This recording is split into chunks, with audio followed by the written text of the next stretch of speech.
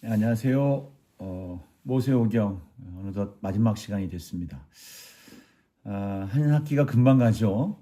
시간이 참 금방 가는데 생각하면 이제 뭘 했나 좀 싶은 생각도 드는데요. 여러분들은 열심히 공부하느라고 한 학기가 또 속히 지나간 줄로 압니다. 자, 마지막 시간 우리는 이제 지난 시간에 이어서 레위기의 두 번째 시간을 가지려고 해요. 자, 이제 지난 시간에 우리가 레위기 1장부터 16장을 우리가 이제 이야기를 했는데요. 레위기 1장부터 16장 사이에는 제사법이 있었죠. 제사장 위임식이 있었고 정결규례 그리고 대속죄일 레위기 16장에까지 이루어지는 이제 여정을 이렇게 왔었습니다.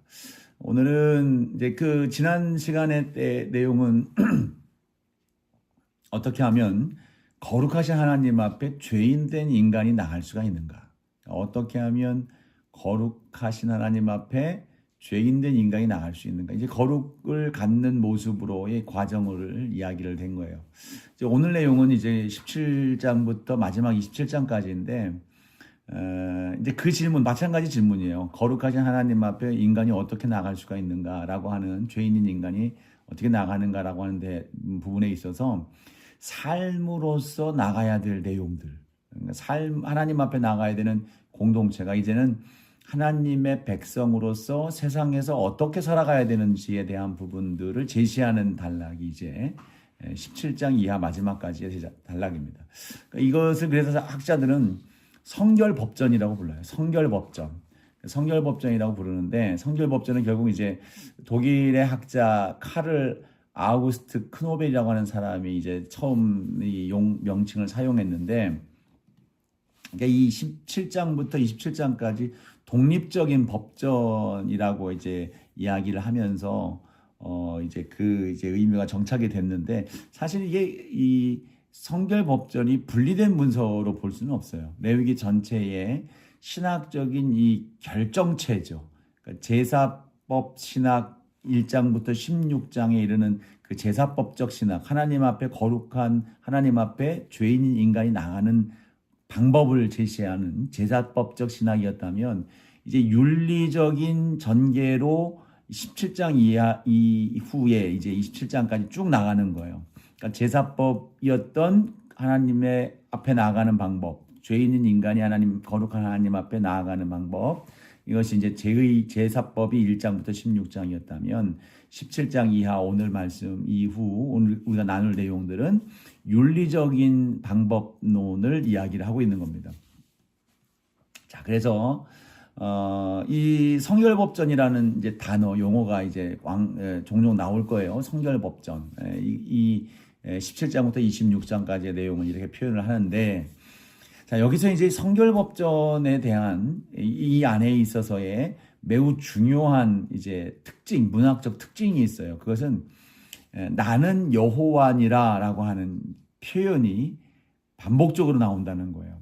그러니까 나는 여호와니라. 자, 이게 매우 중요해요. 단순히 하나님 스스로를 소개하는 장면을 넘어섭니다. 그러니까 아니 아도나이, 이거 사실 뭐 제대로 해석한다면 나는 주다라고 하는 표현인데 우리 성경은 나는 여호와니라라고 이제 표현을 했어요. 번역을 했는데 17장부터 26장까지 걸쳐서 50번의 숫자가 나는 여호와니라라는 표현을 하고 있어요. 그러니까 이게 매우 중요한 표현인데 그리고 이 계명과 규례가 나오죠. 윤리적인 법령들이 쭉 이제 규례들이 제시가 되어지는데 이거는 어떤 도덕적인 원리라든가 사회적 관습에 있어서 이렇게 해야 된다라고 하는 어떤 규칙적인 규례적인 부분들 이런 관습과 윤리적 도덕적인 개념으로서의 제시가 아니라 하나님의 거룩한 성품, 하나님의 인격적인 존재와 그 성품으로 인해서 이것이 당연히 있어져야 될 일들이다. 다시 말하면 너희들은 이렇게 살아라. 왜냐하면 여호와 하나님이 이렇기 때문이다. 이겁니다. 그러니까 내가 거룩하다. 그러니까 너희는 거룩하라 하라. 내가 거룩하기 때문이다. 자, 이게 이제 핵심적인 지난 시간에도 나눴던 말씀이죠.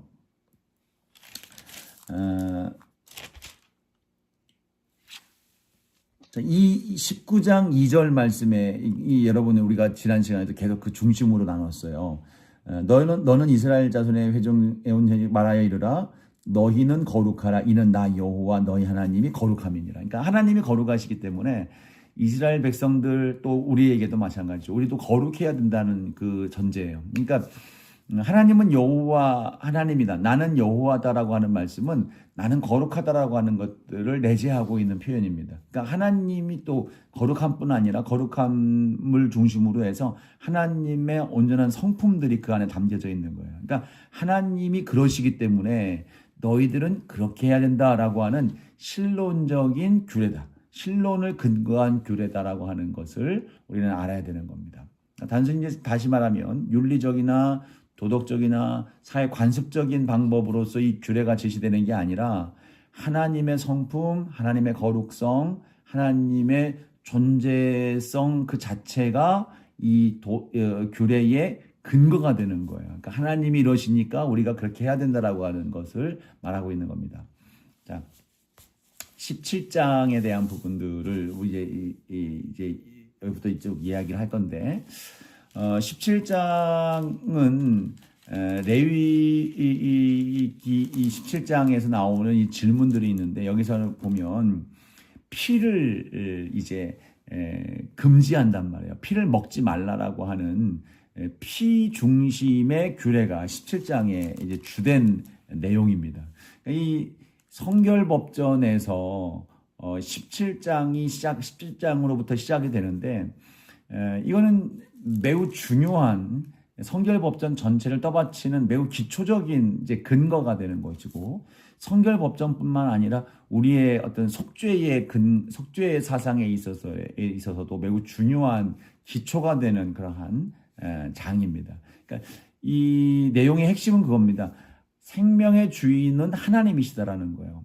생명의 주인은 하나님이시다. 그래서 하나님의 뜻을 따라 사는 삶이라고 하는 요청들로 이끌어가는 겁니다. 그러니까 자, 이것이 이제 이 17장에서 주고 있는 규례를 통해서 확립되는 내용들이 되는 겁니다. 17장의 전체의 구조는 네 단락이 돼요. 네 단락으로 구분되어 있습니다. 네 단락으로 구분되어 있는데 네 단락 이 구분을 1절부터 9절까지에 보면 제사는 중앙에서 드려야 된다. 그러니까 즉 성소에서 하나님 앞에서 제사를 해야 된다라고 하는 것. 또 10절부터 12절까지에 보면 핏째로 먹는 것을 금지하고 있어요. 13절, 14절 보면 사냥한 짐승의 피를 어떻게 처리하는지에 대한 부분들. 그리고 15, 16절에 보면 이제 자연사한 짐승에 대한 처리에 대한 부분들로 이렇게 네 가지로 구분되어 있습니다. 여러분에게 이제 표를 줄 거예요. 표를 이제 같이 올려놨죠. 이 네 단락으로 17장이 구분되어 있는데 이 17장은 네 단락으로 구분되어 있다 해서 다 각각의 내용들이 아니라 결국은 하나로서의 논리로 귀결이 되는 거예요. 이게 묶여 있는 겁니다. 자, 이 네 가지 단락은 먼저는 다시 말하면 생명을 취할 때는 반드시 하나님 앞에서 한다. 생명을 죽이거나 취할 때, 즉 제물 말하는 거죠. 먹는 것도 마찬가지예요. 그래서 그 생명을 죽일 때, 짐승을 죽일 때는 반드시 하나님 앞에서 이루어야 된다. 그 이유는 두 번째 단락에서요. 그 피는 속죄의 수단이기 때문이다. 생명을 포함하고 있기 때문이다. 생명이 피가 상징하고 있기 때문이다라는 거죠. 그리고 따라서 일상 속에서의 식사도 함부로 취할 수 없다. 그리고 피를 빼지 않는 고기는 부정하다. 이것이 이제 네 단락에서 주고 있는 대표적인 어떤 표현들의 내용들이에요. 그래서 결국 이게 하나의 생명신학으로 연결이 되는 겁니다. 자, 먼저 이제 하나씩 한번 볼게요. 자, 1절부터 9절까지가 들에서 잡는 자는 살인자가 된다는 것을 이제 말씀을 하고 있어요. 그러니까 제사를 하려면 생명을 잡으려면 밖에서 하면 안 된다. 진영 밖에서는 안 된다. 왜냐하면 그 뭐 좀 이따 왜냐면을 이야기할게요. 진영 밖이 아닌 어디서 한 가운데의 성소에서 드려야 된다. 회막 앞으로 가지고 와야 된다는 겁니다. 좀 당황스럽죠. 고기를 잡는 것도 전부 다 이제 자, 성소 회막 앞으로 가져와야 된다는 것인데 여기서 이제 17장 4절 말씀에 이렇게 말씀을 하고 있어요. 여러분 레위기 17장을 펴세요. 레위기 17장을 펴시고 4절을 보면 이렇게 말씀합니다. 먼저 회막문으로 끌고 가서 여호와의 성막 앞에서 여호와께 예물로 드리지 아니하는 자는 피 흘린 자로 여길 것이라. 그가 피를 흘렸은즉 자기 백성 중에서 끊어지리라. 이 회막 앞으로 가지고 나와서 이 짐승을 잡지 않으면 그도 죽을 거라고 하는 아주 엄중한 명령을 하고 있어요. 회막 밖에서 짐승을 잡는 자 살인자가 된다는 거예요. 그 이유가 뭐냐? 대체 그 이유를 어떻게 짐승을 잡는데 성회막 앞으로 가져와서 잡지 않으면 살인자까지의 지위, 그러니까 죄명, 그리고 그 살인자에게 처리하는 뭐예요? 그러니까 죄에 대한 처벌, 그죠? 처벌이죠. 죽인다고 하는 그러한 내용, 이렇게 이제 할까요? 7절 말씀에 보면 그 내용이 나와요. 왜 그러냐면, 이렇게 말하죠. 그들은 전에 음란하게 섬기던 순념소에게 다시 제사하지 말 것이니라. 이는 그들이 대대로 지킬 영원한 규례니라. 그러니까 17장 7절에서 보면 여기서 말하고 있는 것, 전에 음란하게 섬기던 순념소에게 다시 제사하는 행위가 된다는 거예요. 그러니까 이 진영 밖에 있는 이 순념소, 이 우상이죠. 우상인데 여기서는 세이림이라고 하는 단어로 쓰였어요. 세이림이라고 하는 단어인데 이 들귀신입니다. 들귀신. 그러니까 우상이었어요. 털 많은 것들 때는 이제 순념소들, 여기 순념소라고 표현되고 있습니다만 그 단어의 의미는 털 많은 것들이라고 하는 그 진영 밖의 광야의 귀신이라고 하는 것. 그러니까 이 개념을 갖고 있기 때문에 귀신을 위로하고 달래기 위해서 우상숭배하는 하나의 요소가 진영 밖에서 광야의 귀신을 달래는 제의적 행위로서 이 일들을 행했기 때문이에요. 그러니까 다시 말하면 이 성소 한 가운데로, 그러니까 회막 앞으로 나와서 짐승을 잡는 행위는 단순히 하나님이 나한테만 와라라고 하는, 이 모든 건 내 거다라고 하는 그런 개념을 넘어서서 이스라엘 백성들이 진영 밖에서 광야의 귀신, 우상숭배죠. 결국 우상숭배를 하는 행위들을 원천적으로 차단하는 거예요. 그러니까 결국 우상숭배 행위는 죽음으로써 그 처벌이 되어지는 것을 말하고 있는 거죠. 그래서 이 짐승을 진영 밖에서 우상숭배하는 행위로서의 준한 그런 행동들로서 여기게 될 것이고, 그것은 결국 죽음으로써 처벌할 것이다. 그래서 성소 안으로 가지고 와서 하나님 앞에서 드리는 예물과 같이 그렇게 잡는 것이 규례로 정해져 있습니다. 그러니까 이스라엘 백성들을 보호하는 거죠. 근본적으로 영적인 혼탁함과 혼합주의, 우상숭배로부터 안전하게 지켜내시기 위한 하나님의 규례가 되는 겁니다. 자, 이제 11절 말씀을 보면, 10절부터 10절, 11, 12절이 이제 두 번째 단락인데, 이건 이제 피째 먹는 것을 금지하는 단락이죠. 자, 여기서는, 특히 이제 11절 말씀에 보면 이렇게 얘기를 해요. 매우 핵심적인 구절이에요. 이 구절은 이렇게 말합니다. 육체의 생명은 피에 있다라고 하는 거예요. 육체의 생명 자체가 피에 있다. 자, 이 11절에 나오는 이 규례를 통해서 속죄론이 여기서부터 발생이 돼요. 속죄론을 설명하고 있는 매우 핵심적인 내용이 이 11절 내용 안에 담겨져 있는 겁니다. 그러니까 제사 신학 전체의 논리적 근거가 돼요. 왜 피를 흘리는 일들이 하나님 앞에 제사가 되고 속죄가 될 수 있는가의 근거가 여기가 되어 있고, 예수 그리스도의 그 속죄의 은혜, 그 십자가의 은혜가 왜 피 흘림이 우리에게 은혜가 되고 속죄가 되어지는 데에 대한 근거가 되는 말씀이 이제 11절 말씀입니다. 자, 17장 11절 여러분 한번 보시고요. 제가 한번 읽어보겠습니다. 이렇게 얘기를 하고 있어요. 육체의 생명은 피에 있습니다. 내가 이 피를 너희에게 주어 제단에 뿌려 너희의 생명을 위하여 속죄하게 하였나니 생명이 피에 있으므로 피가 죄를 속하느니라. 매우 중요한 구절입니다. 히브리 이 단어의 내용들 몇 가지를 이제 구분해서 여기서 우리가 생각해 볼 수가 있는데, 주석해 볼 수가 있는데, 여기서 중요하게 보는 것 하나가 단어가 네페시라고 하는 단어예요. 그러니까 히브리적 인간의 핵심적 이해관입니다. 그러니까 네페시는 구약 성경 전체에 755번 등장을 하는 단어입니다.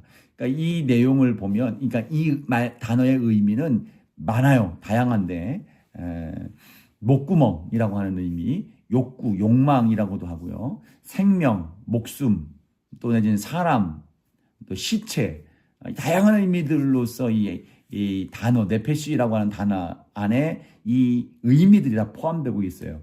그러니까 이걸 한마디로 얘기를 하면 호흡하고 욕망을 향해 살아가고 있는 존재 전체예요. 그러니까 호흡하면서 욕구를 지향하며 살아가고 있는 존재로 네페시를 이해할 수가 있습니다. 이게 이제 창세기 2장 7절에 보면 이 말씀이 있죠. 여호와 하나님이 흙으로 사람을 지으시고 생기를 그 코에 불어 넣으시니 사람이 생명이 된지라. 여기서 이제 생명이라는 단어가 네페시라고 하는 거예요. 그러니까 사람이 네페시를 가진 게 아니에요. 네페시가 되는 겁니다.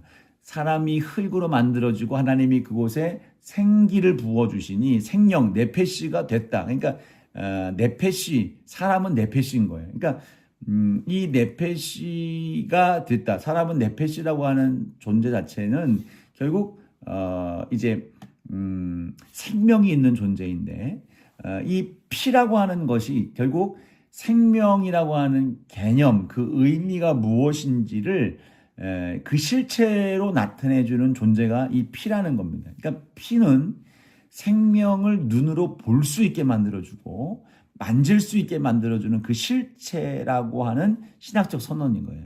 그러니까 네페시, 이 피가 네페시를 상징하는 거예요. 그러니까 우리 인간 존재 자체를 상징하고 있는 게 피라고 하는 겁니다. 그러니까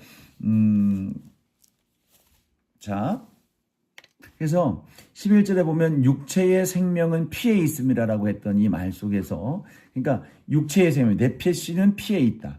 네페시는 피에 있다라고 하는 것은 결국 생명이 피로 상징된다라고 하는 것을 얘기하는 거예요.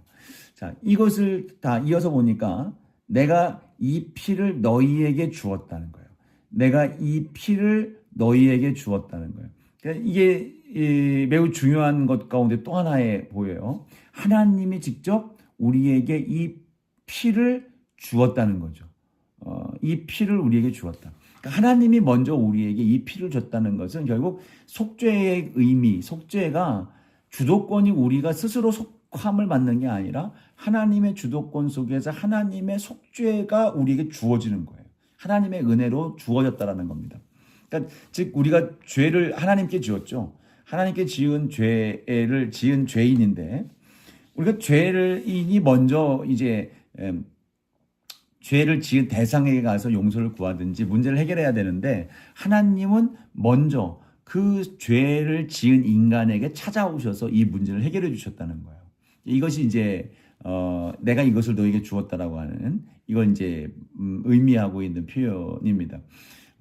어젠가요? 오늘인가요? 제가 이제 유튜브에 알고리즘이 떠서 이제 보았는데 오강남, 혹시 여러분 아시는지 모르겠습니다만 여기도 책이 있습니다만 예수는 없다라고 하는 책을 쓴 사람이에요. 그러니까 예수는 없다라고 하는 불신론적 그런 개념으로서 인문학적인 어떤 그러한 글을 쓴 사람인데 그 사람이 그 유튜브에 왜 그것이 떴는지 모르겠지만 거기서 이야기하는 게 속죄에 대한 부분들을 부정하는 그러한 이야기, 인터뷰들을 해요. 그러니까 이 기독교의 문제에 있어서 속죄로서 이게 이제 잘못됐다. 그러면서 이제 하는 얘기가 뭐 다 보진 않았습니다만 하는 얘기가 속죄는 스스로 해야 된다라고 하는 거예요. 매우 무식한 부분들이죠. 죄의 메커니즘, 죄의 관계성은 죄라고 하는 기준은 죄짓지 아니한 존재에 의해서 죄라고 판명이 되는 거예요. 그러니까 죄짓지 않는, 죄가 없는 존재라고 하는 것은 결국 그래서 또 하나의 심판의 주체가 되어지는데 심판의 주체는 절대자죠. 절대자며 창조주가 되어지는 거죠. 그런 절대자요 창조주의 기준에 의해서 죄가 선언이 되어지는 것인데 그 죄가 선언이 되어졌다면 그 죄를 해소하기 위해서는 그 심판자, 죄의 선언자의 해결점, 용서가 있어야 되는 거예요. 근데 이것이 용서가 돼야만이 죄의 문제를 해결할 수가 있는데, 거기서 이제 죄를 스스로 해결한다고 하는 거 말이 안 되는 거잖아요. 우리 인간과의 관계성 속에서도 누가 누군가에게 죄를 지었을 때에 그 죄의 문제의 해소는 내가 무언가를 해서가 아니라 그 죄를 당한, 그러니까 죄를 입은 자, 그러니까 죄가 되어진 그 대상자죠. 대상자의 의지에 따라서 이 죄의 문제가 해결이 되어지는 거죠. 그래서 이거는 기본적인 어떤 논리적 구조도 알지 못하는 사람들의 어떤 무식함의 소치다라고 하는 것이 이제 보여졌는데, 결국 어쨌든 하나님은 우리의 죄를 용서하는 주체로서 하나님이 우리를 먼저 찾아오셨다는 겁니다. 그래서 이 요한일서 4장에도 보면, 4장 10절에 보면, 사랑은 여기 있으니 우리가 하나님을 사랑한 것이 아니요 하나님이 우리를 사랑하사 우리 죄를 속하기 위하여 화목제물로 그 아들을 보내셨습니다. 로마서 5장 8절도 있어요. 우리가 아직 죄인 되었을 때에 그리스도께서 우리를 위하여 죽으심으로 하나님께서 우리에 대한 자기의 사랑을 확증하셨느니라. 예, 하나님이 먼저 우리에게 찾아오신 거예요. 하나님이 먼저 이 피의 메커니즘, 피의 속죄의 은혜를 우리에게 먼저 주셨다는 겁니다. 이 네페시, 즉 생명은 피에 있다라고 하는 것을 말씀하시면서 이 속죄의 은혜를 하나님이 먼저 우리에게 찾아오셔서 이 속죄의 은혜를 베풀어 주셨다라는 그 은혜의 주도권을 우리 하나님이 주고 계시는 겁니다. 자, 여기서 이제 또 하나 우리 논쟁이 되어지는, 이제 학자들 간에 논쟁이 되어지는 부분들이 속죄하다라는 표현이에요. 자, 속죄하다는 피가 죄를 속하느니라. 또 중간에도 보면 너희의 생명을 위하여 속죄하게 하였나니. 자, 다시 이제 11절 여러분 이 말씀 자체가 이해가 되어져야 이 속죄의 메커니즘을 우리가 명확하게 알 수 있습니다. 다시 보시면 육체의 생명은 피에 있다. 네페시는 피에 있다. 즉 생명 자체는 피를 통해서 이게 상징이 되어지는 거죠. 그리고 이 피를 우리에게 주었다는 거죠. 생명을 주어서 이 속죄의 은혜를 하나님이 우리에게 먼저 찾아오셔서 베풀어 주시는 겁니다. 자, 그러면 여기서 속죄라는 단어가 이 이후에 이 피를 너희에게 주어 제단에 뿌려 너희의 생명을 위하여 속죄하게 하였나니. 이제 속죄라고 하는 단어, 이 키페르라고 하는 단어입니다. 이 키페르라고 하는 단어가 구약에서도 전체 102번이 등장을 합니다. 레위기에서만도 49번 이 속죄라는 단어가 많이 사용되는 거예요. 그러니까 절반 가까이 이 레위기에서 속죄라는 단어가 사용되는 겁니다. 근데 이 키페르라고 하는 이 어원이죠. 이 말이 어디서부터 왔느냐? 이거 매우 중요해요.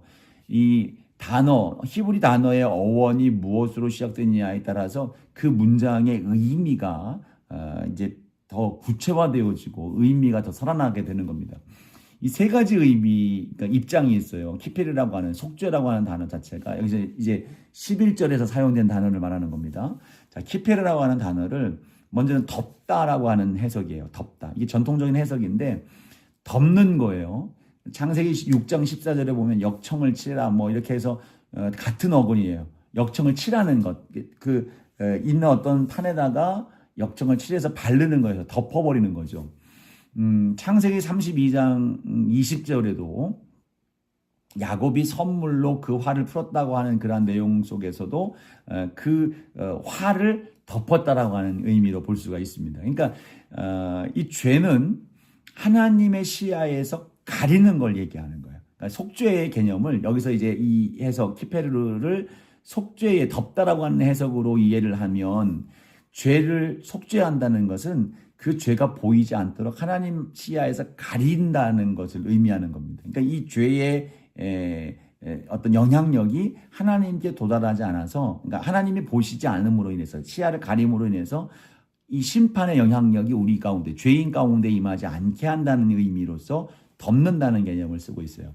또 하나 이 키페르라고 하는 단어, 속죄라고 하는 우리가 해석한 속죄라고 하는 단어는 닦아내다 지운다는 단어로 이해가 되어지는데 지금 현재 우리 이제 학계의 주류적인 내용이라고 볼 수가 있습니다. 그러니까 닦아낸다는 행위, 이 아카드라고 하는 그 언어, 에서 기원된 이제 어근을 삼고 있는 거예요. 거기서부터 찾아서 이 키페르라는 단어가 거기서 나왔다라고 이제 추측을 하는 겁니다. 닦아내고 깨끗하게 한다. 그죠? 지워버린다라고 하는 의미의 단어에서 왔다라고 이렇게 해석을 하는 거예요. 그래서 하나님 앞에서 죄를 깨끗이 씻고 닦아내고 지워버린다라고 하는 개념을 이 단어의 어근, 의미, 어원을 통해서 그렇게 이해를 하고 있는 겁니다. 그러니까 속죄는 말 그대로 다 지워버린다, 없애버린다는 거예요. 그래서 우리가 지난 시간에 레위기 16장에 나오는 대속죄일에 있었던 일들이 있잖아요. 아사셀 염소에게 이제 안수를 해서 광야로 내보내는 거예요. 그러니까 광야로 내보내면 죄를 갖고 가버리는 거니까 보이지 않는 거예요. 죄를 실어서 내보내는 거죠. 죄를 그에게 얹혀서 그것을 떠나게 만들음으로 인해서 죄가 없이 만들어 간다는 겁니다. 근데 사실 이 두 가지가 같은 맥락이잖아요. 물론 어원은 어디서 왔는지 알 수 없지만 덮는다는 개념과 깨끗이 지운다는 개념을 우리는 두 개 다 쓰고 있어요. 여러분 이제 우리 이사야서라든가 이런 데를 보면 이 두 개념을 다 죄를 덮어주는 거 그리고 깨끗이 지워주는 거라고 하는 두 개념을 우리는 두 개 동시에 쓰는 거예요. 그래서 맥락에 따라서 어디에서는 닦아내고 없이 하는 것이라고 볼 수 있고 또 어떤 상황에서는 덮어서 관계를 원활하게 만드는 덮는다는 것은 결국 하나님과의 시야에서 가림으로 인해서 징계의 심판의 진노의 그 벌이 죄인에게 임하지 않는다는 것을 의미함으로 인해서 이제 관계가 회복된다는 것을 의미하는 건데 그럼 결국 그거는 뭘로 가는입니까? 화목제물로 가는 거예요. 화목의 개념으로 가는 거죠. 그러니까 이 두 가지 개념이 결국은 어떻게 해석하느냐에 따라서 이 죄를 어떻게 해결하느냐에 따라서 화목제물이 되느냐 속죄제물이 되느냐인데 이 두 가지는 사실 그러나 먼 것이 아니다. 속죄제물 깨끗이 지워서 죄를 없이 하는 것 그렇다면 그것은 결국 죄를 덮어버리는 것이었죠. 같은 맥락이라고 볼 수가 있는 겁니다. 그것이 화목제물이다. 그래서 하나님과의 관계를 회복하고 온전하게 하는 그러한 개념으로서 이해를 한다라고 볼 수가 있습니다. 그래서 로마서 3장 25절에 나오는 이 단어 헬라어 단어죠.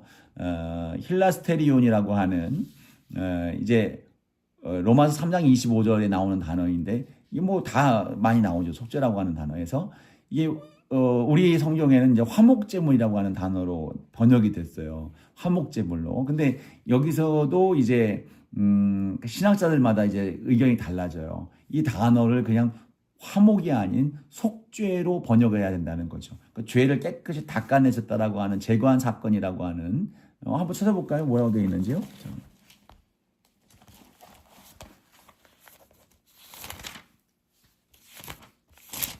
로마서 3장 25절입니다. 3장 25절 이렇게 말하죠. 이 예수를 하나님이 그의 피로써 믿음으로 말미암는 화목제물로 세우셨으니 이는 하나님께서 길이 참으시는 중에 전에 지은 죄를 간과하심으로 자기의 의로우심을 나타내려 하십니다. 지은 죄를 간과하셨다. 이제 생각하지 않았다는 거예요. 아무 생각 없이 넘겼다는 거예요. 그러니까 이 근거는 무엇이냐? 그의 피로, 예수를 그의 피로써 믿음으로 말미암는 화목제물로 세우셨다. 그러니까 이것은 결국 화목제물이라는 표현을 썼습니다만 이것을 죄를 씻었다라고 하는 개념으로 이해를 하고 또 레온 모리스라고 하는 학자는 이것을 이제 말 그대로 여기서 쓰인 것처럼 화목, 진노를 달랬다는 거예요.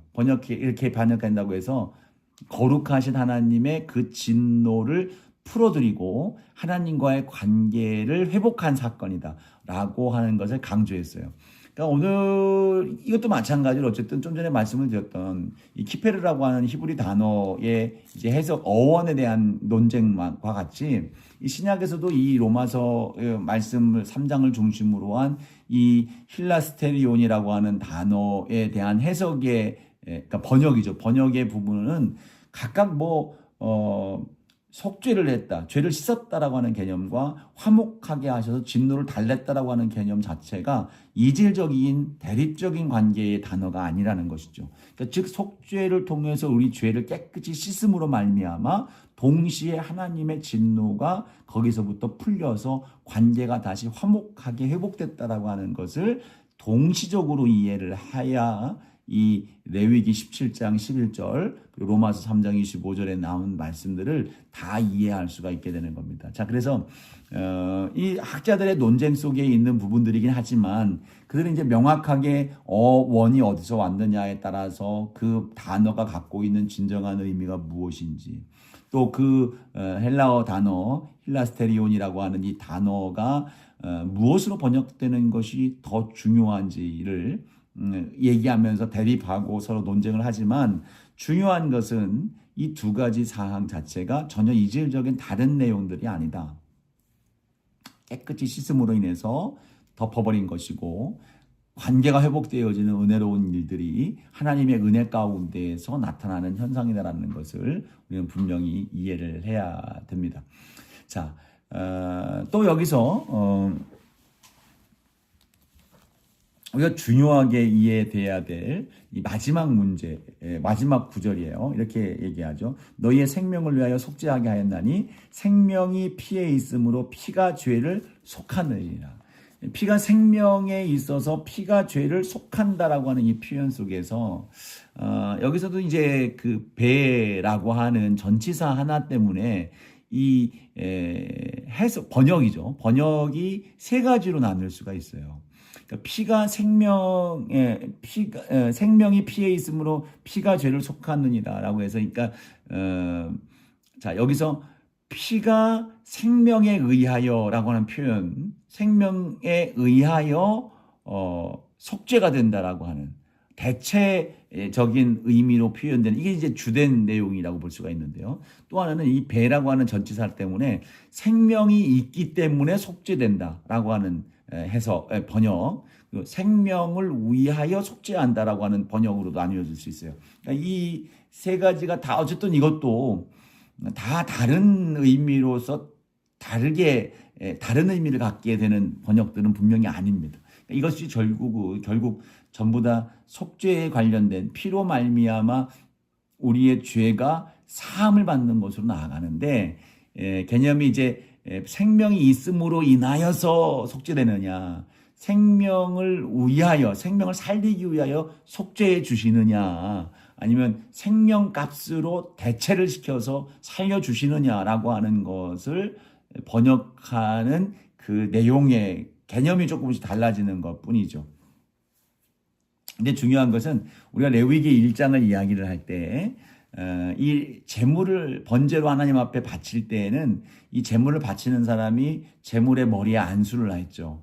제물 머리에 안수했고, 아사셀 염소를 이제 광야로 보낼 때에도 제사장이 두 손으로 안수를 하잖아요. 그 안수의 행위가 결국 무엇입니까? 우리의 죄를 전가시키는 거예요.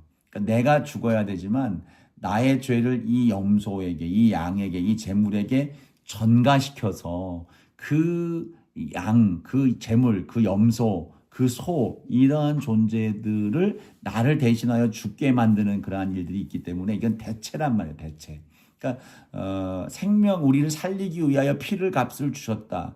또 나를 그 피에 생명이 있기 때문에 내가 속죄가 되어진다라고 하는 번역으로 이해될 수가 있지만, 결국은 생명을 대신하여 그러니까 그 피를, 그 생명값으로 나의 죄를 대신하여 갚았다라고 하는 개념으로서 번역하고 그렇게 이해하는 것이 17장 11절의 마지막 부분에 나오는 그 구절의 진정한 이해요, 의미다라고 하는 겁니다.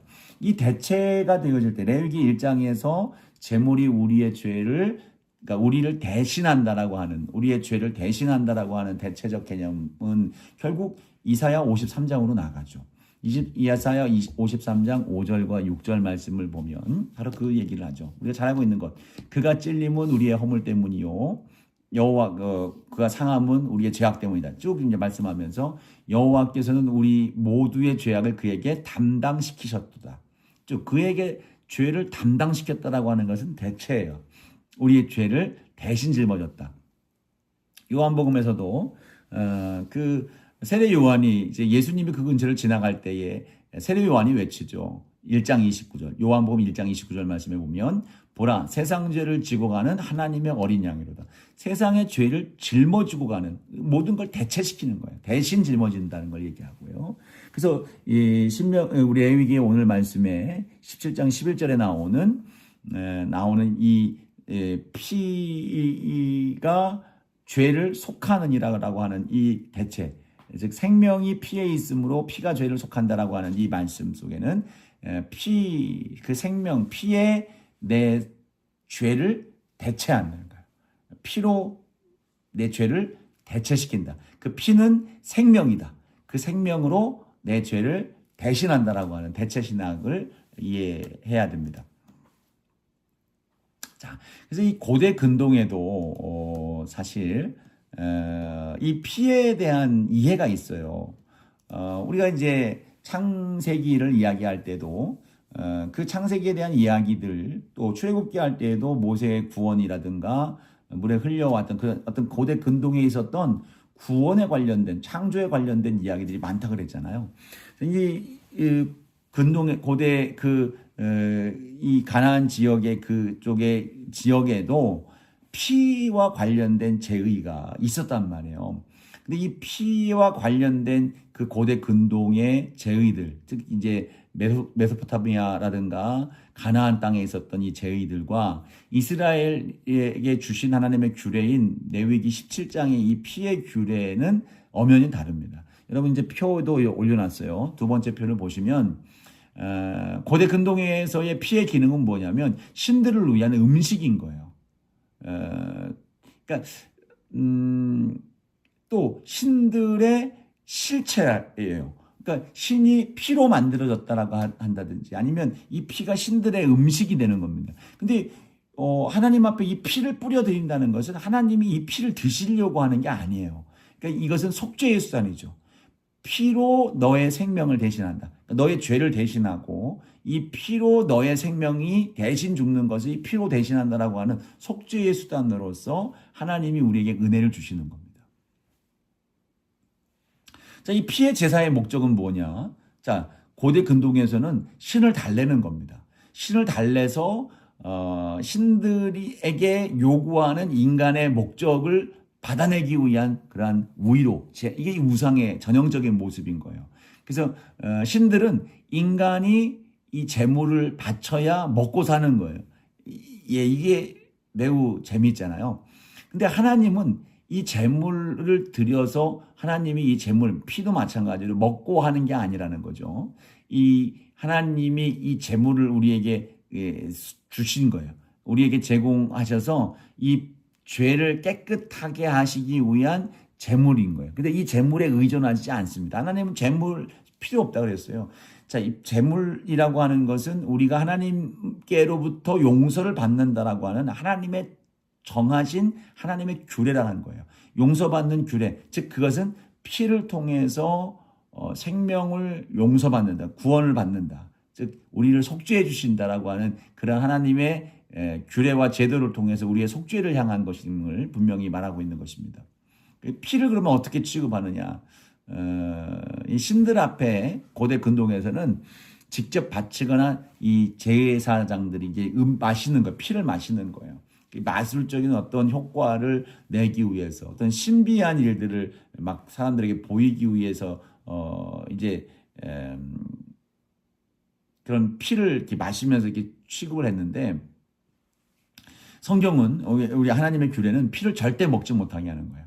그러니까 피는 하나님께 속한 것이고 인간이 임의로 취급하거나 취할 수가 없는 것임을 분명히 말씀하고 있습니다. 그 제사장이 하는 일도 고대 근동에서는 신들의 필요를 충족시키는 어떤 집사, 어떤 요리사, 또 청소부 이런 개념으로서 제사장들이 이 활동을 했다고 한다면 하나님의 제사장들은 사람과 인간의 중재자요, 중보자입니다. 인간의 죄를 속하시기 위한 하나님의 의지를 백성들에게 전달하고 백성들의 죄를 하나님께 속하기 위해서 중간에서 그 다리와 같은 역할을 해주는 역할을 제사장들이 하는 것이다. 이런 차이가 분명히 있습니다. 그래서 고대 근동에 보면 그 피에 대한 아트라하시스 서사시라고 하는 게 있는데 여기에 보면 아주 웃기는 표현이 나왔어요. 그 홍수 후에 인간이 제사를 신에게 드려요. 그 신에게 드렸을 때 그 속에서 표현되는 묘사가 뭐라고 표현되냐면 파리떼처럼 재물 주위에 신들이 모여들었다라는 표현을 써요.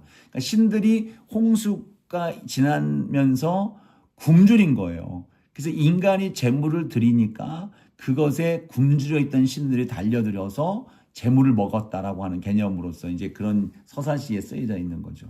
전혀 이제 의미가 다르죠. 근데 시편 50편에 나오는 10절부터 13절에 보면 하나님의 선언은 분명합니다. 모든 짐승과 모든 가축은 다 하나님 것이다. 자, 내가 주려도 내게 이르지 아니할 것은 세계와 거기에 충만한 것이 내 것이다. 그러니까 하나님은 먹고자 할 때 뭐 임의로 먹고 목을 다 취할 수 있다라는 겁니다. 모든 것이 하나님의 것인데 무엇이 아쉽겠냐 말이죠. 근데 세상의 신들, 우상들, 이제 고대 근동의 피해 제의를 하는 그 대상들은 그 형태는 유사할 수 있겠지만 본질적으로 다른 거예요. 인간의 제의에 의존하는 신들로서, 그러니까 인간에 만들어낸 피조된 존재일 수밖에 없는 겁니다. 그것이 고대 근동과 하나님의 다른 모습이라고 볼 수가 있어요. 자, 이렇게 어쨌든 이제 이어서 이제 13절부터 16절까지의 이제 그 다음 단락을 보면 피를 이제 금하는 거죠. 일상 속에서의 피를 조절하는 거예요. 함부로 하면 안 된다는 것을 분명히 말하고 있는 겁니다. 그러니까 성소 앞에서 거룩함을 이루어가는 속죄의 의미로서만 끝나는 게 아닙니다. 13절, 14절에 보면 사냥한 짐승, 또 15절, 16절에 보면 자연사한 짐승에까지 확장이 되는 거예요. 신학적 의미는 분명합니다. 피의 신학은 성소, 거룩함을 향해 나아가는 것, 그 공간에서만 끝나는 게 아니라는 거예요. 그러니까 하나님의 이 피에 대한 이해와 또 우리가 피에 대한 이해를 갖는 것들은 그냥 어떤 무언가를 이루기 위해서 명분을 붙인 개념이 아닌 피 전체의 개념이 삶의 모든 부분에 다 적용이 되는 것을 말씀하고 있는 거예요. 자, 결국 그러니까 사냥한 짐승의 피를 잡는 것도, 그죠? 집에서 식사를 하는 그 준비의 과정 속에서도 이 피는 누구에게 속한 겁니까? 하나님께 속한 것, 하나님이 주신 것이라고 하는 그러한 고백이 그 속에 담겨져 있는 겁니다.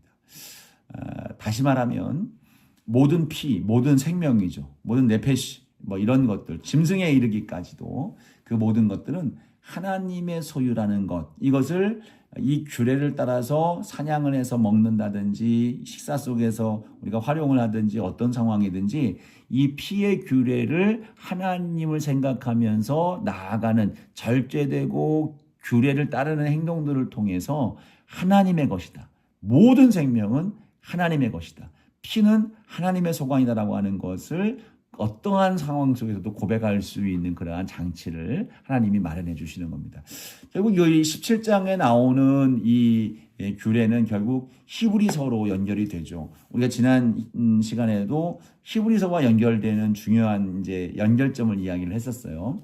히브리서 9장 22절 지난 시간에도 이야기를 했습니다만 율법을 따라 거의 모든 물건이 피로써 정결하게 되나니 피 흘림이 없은즉 사함이 없느니라. 예, 피는 생명이었다 그랬어요. 죄는 죄를 지었을 때의 대가는 무엇입니까? 사망입니다.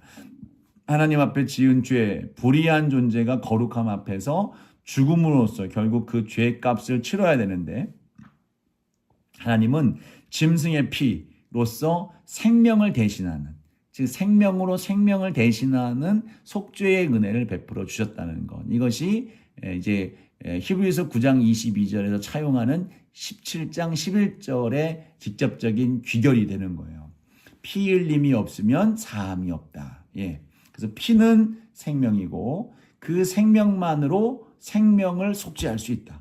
이것이 이제 그래서 따라서 결국 뭡니까? 피 흘림이 없으면 속죄도 없는 것이다 라고 하는 이 논리가 성경 전체에 흐르는 중요한 논리가 되는 거예요.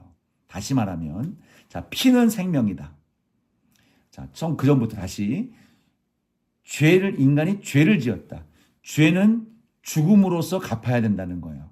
그러면 이 죄로 말미암아 죽어야 되는 인간을 하나님은 사랑하셔서 먼저 찾아오셔서 죄의 문제를 해결해 주신다. 어떤 방법으로요? 피는 생명이다. 생명은 피다라는 거죠. 그래서 생명만이 생명을 속죄할 수 있다. 그래서 피를 흘림으로 말미암아 생명을 구원해 내신다는 거예요. 자, 나를 대신하는 또 다른 피를 통해서 그 피는 속죄하는 제물을 통해서 우리가 죄사함을 받게 되는 거예요. 따라서 히브리서 9장 22절처럼 피 흘림이 없이는 속죄함도 없다라고 하는 매우 중요한 우리 구원과 속죄론의 중요한 논리, 그 명제가 선포가 되는 것입니다. 자, 히브리서 9장 12절 14절도 중요해요. 여러분 제가 지금 말하고 저는 지 앞에 써 있는 이 구절을 읽어주기 때문에 성경을 안 찾고 이제 읽고 있습니다만 여러분들은 성경을 지금 찾아야 되는 거예요. 찾으세요. 좀 전에 했던 것이 히브리서 9장 22절입니다. 9장 22절이었고 지금 다시 9장을 한번 찾아보세요. 저도 찾겠습니다. 히브리서 9장 12절과 14절 한번 보세요. 12절과 14절 보면 12절 이렇게 얘기를 하죠. 염소와 송아지의 피로 하지 아니하고 오직 자기의 피로 영원한 속죄를 이루사 단번에 성소에 들어가셨느니라. 지금 히브리서는 구약의 제사를 기본 메커니즘으로 삼는 거예요. 그리고 이 기본 제사적 메커니즘, 즉 피 흘림과 죄사함의 메커니즘을 누구에게 보여주고, 그러니까 누구에게 지금 연결을 시키고 있냐면 그리스도 예수님께 연결을 시키고 있어요. 그래서 이것이 지금 구약에 흐르고 있는 하나님의 죄 용서의 방법을 지금 예수 그리스도를 통해서 우리가 죄 사함을 받았다라는 것을 지금 논증하고 있는 거예요. 그 논증하고 있는 것을 지금 12절 말씀에 이렇게 얘기를 하는 거예요. 염소와 송아지의 피로 하지 않았다라는 겁니다. 즉 지금은 우리가 받은 속죄는 구약의 제사와 다르다. 그럼 어떻게 했냐 말이죠.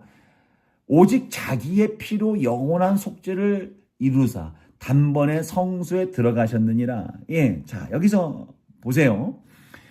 염소와 송아지의 피로 하지 않고 그럼 누구로 했느냐? 그리스도의 피로 하셨다는 거예요. 자, 그리스도 자신이 오직 자기의 피로 우리의 속죄를 이루셨다는 거예요. 즉 자기는 누굽니까? 예수 그리스도죠.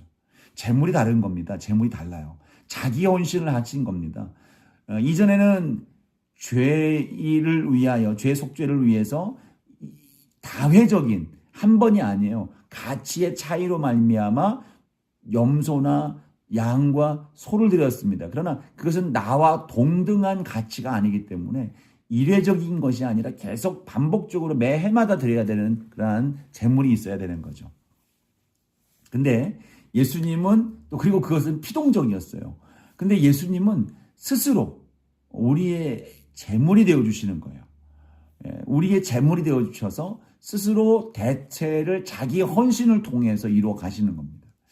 그리고 그 예수님의 가치는 하나님의 아들이기 때문에 단번에라는 표현을 썼죠. 단번에 성소에 들어가셨느니라.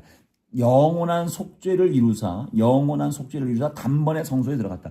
단번이라는 말 자체는 단 한 번으로 영원이라고 하는 단어예요. 그러니까 영원 여기서도 직접 표현되고 있습니다만 영원한 속죄를 이루사 단번에 한 번 드림으로 말미암아 영원한 그 가치를 얻었다는 겁니다. 그래서 매년마다 드리는 제사가 아니라 예수 그리스도께서 하나님의 아들로서 스스로 자기 헌신을 통해서 우리 대신 죽으셨음으로 말미암아 우리는 영원한 제사, 영원한 속죄, 영원히 제사를 다시는 드리지 않아도 되는 그런 은혜를 입게 됐다는 것을 말하고 있어요. 근데 이 효력은 어디까지 있느냐? 12절 다시 보시면 오직 자기의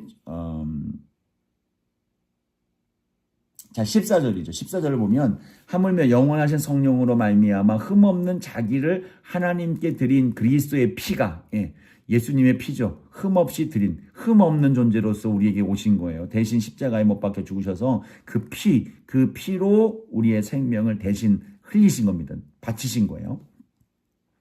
어찌 너희 양심을 죽은 행실에서 깨끗하게 하고 살아계신 하나님을 섬기게 하지 못하겠느냐. 양심, 즉 우리의 모든 내면적까지 죄책감과 영적 오염까지도 다 깨끗이 정화시킨다는 것을 의미하고 있는 그러한 말씀이 되는 겁니다.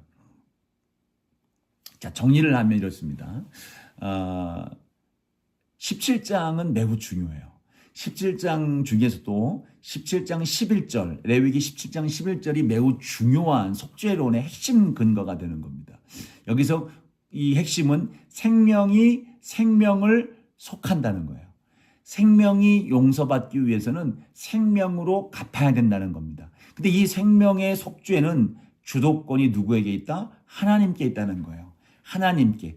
인간이 고안해내서 이 방법을 가지고 무언가를 만들어내기 위한 것이 아니라 하나님이 친히 우리에게 베푸신 은혜가 된다는 거예요. 이 속죄는. 그리고 이 피로 말미암은 구원, 피의 속죄는 이 성소에서만이 아니라 구원에 관련된 속죄의 거룩함을 이루어가는 영적이고 어떤 제의적인 것뿐 아니라 더 나아가서 우리의 일상에 모두 고루 미치는, 그러니까 부분적으로만 무언가를 위해서 임의로 만든 게 아니라는 거예요. 이 피의 원리는 우리의 인생의 전체에 다 적용이 되는 맥락이라고 하는 것을 분명히 말하고 있는 거예요. 그러면서 고대 근동과 근본적인 차이였죠. 하나님은 피를 먹는 분이나 이 제물을 먹기 위해서 사람의 어떤 제의를 요구하는 것이 아니라 오직 인간의 속죄를 위해서 요구하시는 하나님의 은혜라는 겁니다. 그리고 우리에게 피를 받기 위한 것이 아니라 피를 우리에게 속죄의 은혜를 주시기 위한 하나님의 방법이라는 것을 얘기를 했어요. 그래서 레위기 17장은 결국 이 생명은 생명으로 속하고 생명을 상징하고 있는 생명의 실체가 뭐냐? 피다. 그 피를 통해서 우리의 구원을 이루신 것처럼 이제 히브리서 9장에서 말씀하고 있는 예수 그리스도께서 제물이 돼서 피 흘림으로 말미암아 결국 우리의 모든 생명을 영원토록 단번에 구원을 속죄를 이루셨다라고 하는 것이 레위기 17장에서 우리에게 주고 있는 속죄론의 매우 논리적 근거가 되는 겁니다. 자, 이 피의 논리가 17장에서 이어졌고요. 17장에서 매우 중요하게 피로 말미암은 속죄의 내용들을 이제 다루었다면 어떤 그 속죄의 제사, 또 피 흘림의 은혜, 또 십자가의 그 은혜, 사랑과 은혜, 이러한 것들이 17장에서 레위기 17장에서 논리적 근거가 이제 시작이 된 거예요. 자, 근데 그 이후 이제 18장 레위기 18장 이후부터 22장까지의 말씀은 윤리적인 내용들이 쭉 나와요. 그러니까 삶 속에서 어떻게 너희들이 살아가야 되느냐에 대한 부분들을 이제 말씀을 하는데 결국 이 속에서 우리의 삶, 우리의 거룩함은 성소에서 제의를 통해서 이루어지는 일들만이 아니다. 우리의 삶 속에서 성적인 문제, 오늘 이제 19장부터 22장까지 쭉 나오는 내용들을 보면 성적인 문제, 가족과의 관계, 또 어떤 사회적인 관계, 경제 윤리 이러한 부분들을 다 그런 전 영역에서 이 거룩함이 요구된다는 것을 말씀하는 거예요. 그러니까 거룩함은 그냥 어떤 관념적으로라든가 어떤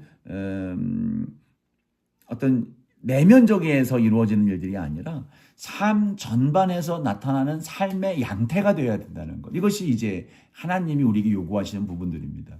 여기서 또 분명하게 얘기하시는 것이 하나님 이 모든 것 속에서 나는 여호와다.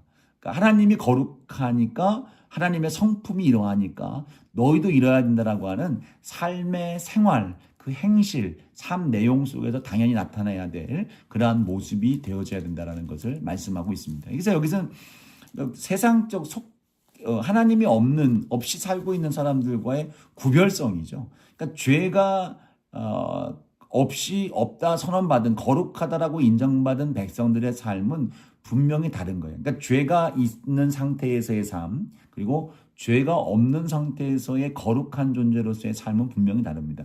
이것이 그냥 죄를 졌다 안 졌다의 문제가 아닙니다. 존재적인 거룩함과 존재적인 죄인의 삶은 다른 거예요. 그러니까 우리가 예수 그리스도를 믿고 그 믿음으로 말미암아 하나님께 의롭다 칭함을 받잖아요. 거룩하다 인정함을 받았습니다.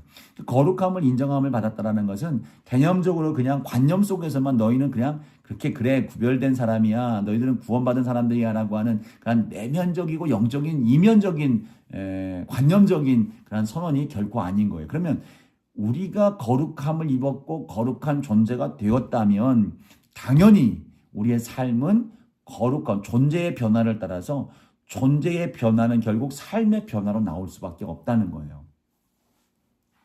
우리가 군대를 가면 뭐 지금 이거 수업 듣는 분들은 이제 군대를 안 갔다 오신 분들이 일 텐데, 군대를 가면 군대에서 우리는 군인이 되는 거예요. 민간인이었다가 군인으로서의 삶의 완전한 변화, 존재적 변화가 생기는 거예요. 물론 사람 신분적 변화죠. 신분적 변화가 생겼는데 훈련소에 가면 요즘에는 그렇지 않은 것 같습니다만 저 군대 갔을 때만 해도 욕을 무지하게 들었습니다. 그러니까 뭐 그냥 18 막 하면서 18 놈 새끼 뭐 어떤가 뭐 남자한테 니은 뭐 그죠? 니은이라고 하는 그런 단어로도 붙여요. 18 니은 뭐 이런 식으로 정말 무섭습니다. 그래서 이 사람들이 이 조교들이 새로 입소한 훈련생들에게 계속해서 강조하는 게 뭐냐면 니들이 여기가 싸제인 줄 알아? 여기는 군대야. 너희들은 군인이야 라고 하는 사실을 계속해서 각인시켜줘요. 그리고 이제 들어와서 계속해서 군인처럼 절도 있는 생활을 훈련시켜요. 계속 무슨 기술을보다도 제식 훈련을 먼저 시키는데 너희들은 세상에서 걸어다니는 방식, 세상에서 걸어가던 그런 관계성이 아니라 절도 있게 줄을 맞춰서 이렇게 해야 된다라고 하는 군인이라고 하는 새로운 신분에 맞는 행동거지들을 이 제식 훈련을 통해서 막 몸에 익숙하게 만들어주는 거예요. 격려하는 것부터 시작해서 인사법부터 바뀌는 거잖아요. 이러한 일들을 하는 이유는 무엇입니까? 존재적 변화는 달라진 존재로서의 행동으로서 나타내야 된다는 걸 말하는 거예요. 그러니까 군인으로서 그런 훈련들이 있어지기도 했지만 점차 이제 군인다워지는 모습이 나타나게 되죠. 우리가 거룩한 백성이 되었다라고 한다면 그냥 관념에서 끝나는 것이 아니라 신분과 존재적 변화가 생기는 거예요. 거듭남이라고 하는 표현, 중생이라고 하는 표현 자체는 우리의 신분적 완전한 변화죠. 존재적 변화를 말하는 거예요. 존재가 바뀌었고 신분이 바뀌었다면 그에 맞도록 우리의 삶의 양태는 자연스럽게 변화가 될 수밖에 없는 거예요. 이것이 이제 우리의 그리스도인의 구별된 모습이고 세상과 달라진 모습의 현상이에요. 그러면서 이 19장 이하의 말씀은 결국 우리가 하나님 앞에 거룩한 백성이 되어졌고 하나님과 함께 거룩한 백성이 되어졌다면 너희들에게는 이와 같은 거룩한 구별된 삶을 살게 될 수밖에 없고 그 길을 제시한 것이 이제 생활 속에서의 윤리적 규례들이 된다는 것으로 우리는 이해를 할 수가 있는 겁니다.